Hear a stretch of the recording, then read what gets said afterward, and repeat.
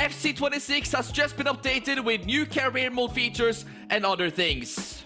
First of all, you will see that the menus are a little bit differently. It's not snowing anymore, it is sunshine. We're getting closer to the summer, so that is now changed on this game. But if you want all of these other features as well when it comes to, player faces, squad updates, you need to make sure, guys, to go here and download the latest updates, because for some reason, it doesn't do it automatically.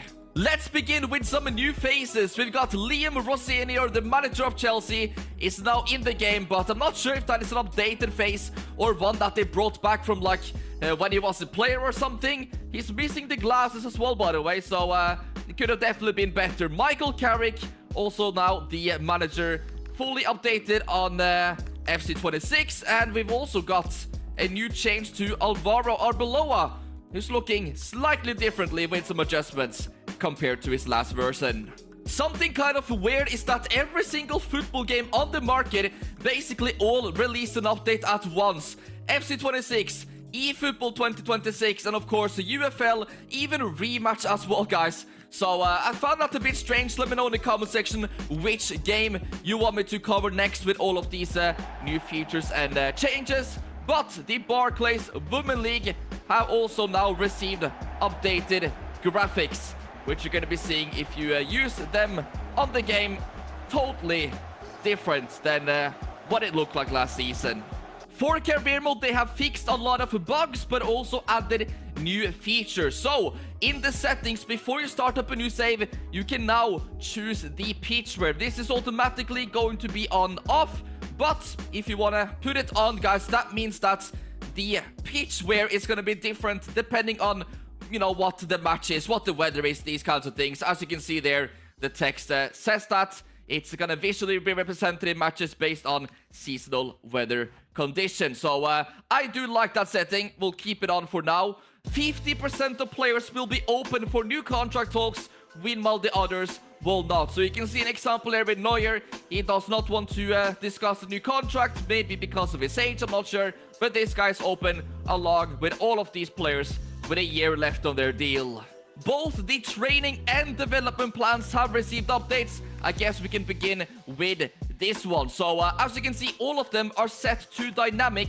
This is a brand new feature on the game that is closely reflecting the player's role in the squad. So they will already be having their own development plans when you start up a brand new save. Of course, you can go ahead and change this from dynamic and choose whatever training or, development plans you want for each player. But let's move over to this one as well. So when you start up a new save, every single player will be having their training plan basically automatically selected based on the player's closest available role. Virgil van Dijk has also received a new face update, and you can see there from that tifo, he does indeed look a little bit more realistic. But something a bit crazy is that Hugo Ekitike, the most requested player to receive a face update, still has a generic face, guys. I cannot believe this. This is why I prefer Football Live 26. If you want to check out the new episode that I just posted on my second channel, you can click the button in the top right corner. I just figured out how to get custom-made football boots on that game. I swear, it's just getting better and better. By far, my favorite football game of all time. There's also been a brand new legend added to the game. That is Batistuta, which is going to be available from today. It's actually a part of this new Foot Birthday campaign, so I'm not sure if we're going to be able to use him offline just yet. The Indian Super League has been fully updated for their new season starting up. As you can see, loads of the badges have changed, but every single team now also has new updated kits. Let's head into the settings for a minute, because we are going to look at the footballs. The first one, which is brand new on this update, is the final ball for the Men's Champions League. Look at that. Really nice purple and yellow details. That is going to be used for, as I said, the final. And the same thing goes for the Women's Champions League. That is a brand new match ball as well added in this update. So now, though, we are going to be heading for the Puma match balls. One of the new ones is the Premier League. Look at that one, guys. Really nice colors with the green Looks really nice. It's going to be standing out pretty crazy on the pitch. And then finally, the last one out of these 4 new footballs is this one for the Serie A.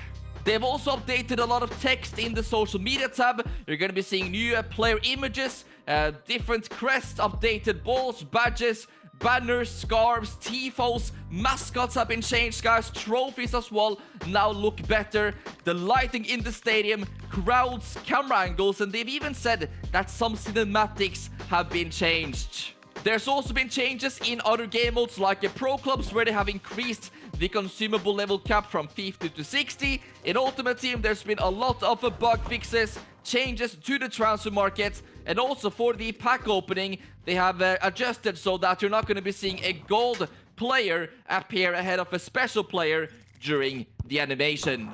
EA Sports also said in these update notes that over these next 2 weeks there's going to be new career mode content, including updated live starting points and also new icons to use in player career mode. It's going to be Ronaldinho, Gareth Bale, Torres, and Miyama added to the list very soon.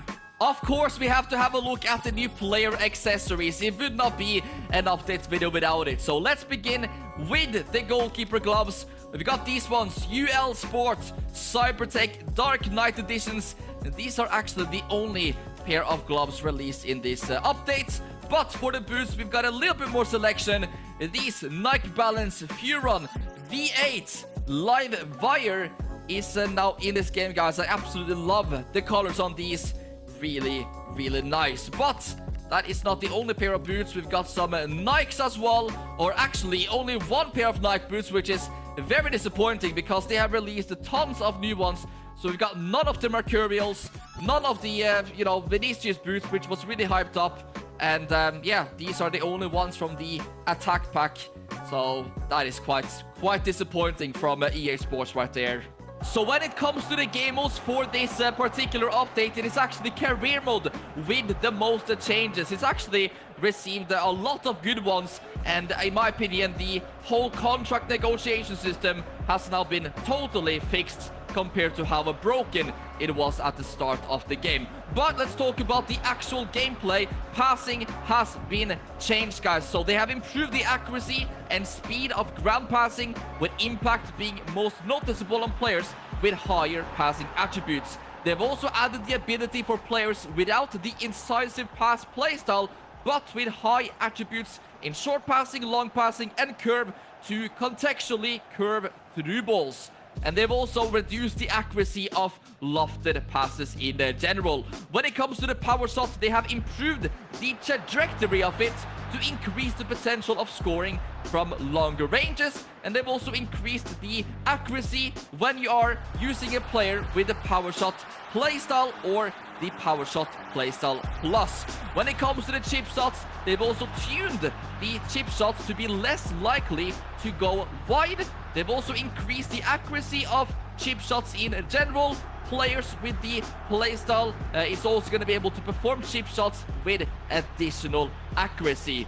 The Tiki-Taka playstyle has also been updated, so to avoid overly accurate passing and decrease some of the gap between passing with and without playstyles, the accuracy of ground and first-time passes with the Tiki-Taka playstyle has been reduced. Ground passes performed with Tiki-Taka playstyle still benefit from the overall improvements in accuracy and speed listed above, ensuring the playstyle remains a useful attacking options. The invented playstyle has also received adjustments. The accuracy of lofted ground and through passes using the invented playstyle and playstyle plus have been slightly increased.